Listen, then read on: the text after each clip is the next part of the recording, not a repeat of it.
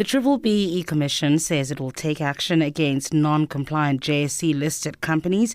The Amendment Act requires JSE-listed companies to report on their compliance in terms of B-BBEE to the newly introduced commission. The format of reporting is yet to be prescribed, but given the requirement on public entities to do so in their annual reports, one could expect then a similar requirement on JSE-listed companies.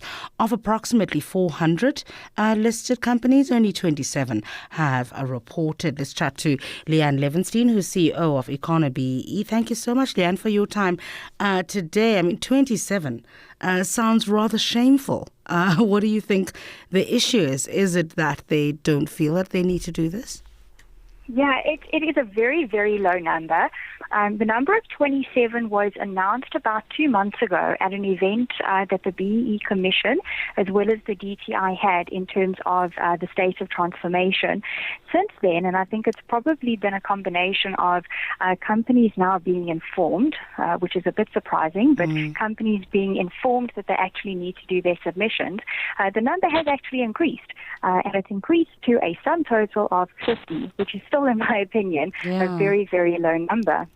What does the reporting actually entail? What do they have to, what sort of information do they need to provide? Yeah. All JSE-listed companies and organs of state need to report based on their compliance to the B-BBEE Commission. So they need to report how they are doing in terms of the 5 elements as issued by a verification agency. The template isn't too complicated. It's about 2 pages or 3 pages of information, but it is a compliance report to the B-BBEE Commission, and what they are supposed to do from there is put together a report of how many companies have complied, what levels they are, where they're lacking, potentially on ownership, potentially on enterprise and supplier development. But that's really the end result of all of this. Are there consequences for non-compliance? The consequence, the Act actually does allow and does give the powers to the B-BBEE Commission to take action on JSE-listed companies who have not complied. At the moment, what I'm seeing is, in effect, not a name and shame, but a praising of the companies who actually have complied. So at that event that I was at, as I say, about 2 months ago, there was actually a slide that they put up of all of the 27 companies at that stage who had actually complied. Compliance to this, does it actually equate to actual transformation in organizations? Well, that is actually a very, very interesting question, because I have read this piece of legislation many, many times, and it says a compliance report. It doesn't say that the entity itself necessarily needs to be compliant. So in a way, a non-compliance certificate, which, just to be correct, I am fully against, but a non-compliant report, a non-compliance certificate is still a report on compliance.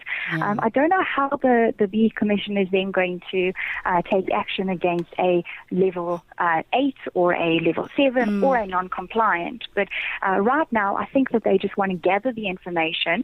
And as you mentioned, out of 400 companies, 27 or 50 is still a very, very low number. What's interesting, though, is obviously the Commission said not too long ago that they would get the minister to enforce legislation where companies that are not compliant would then not be getting government contracts. Is that enough of a stick to get people to comply?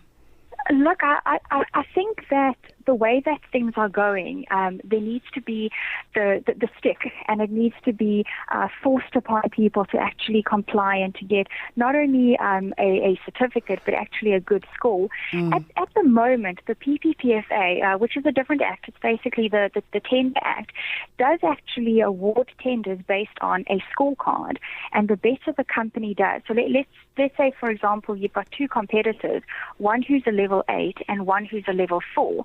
The level 4 is more likely to get that business from government than a level 8 based on the act of the PPPFA. Okay, we'll leave it there. Thanks, Lianne Levenstein, CEO of B-BBEE.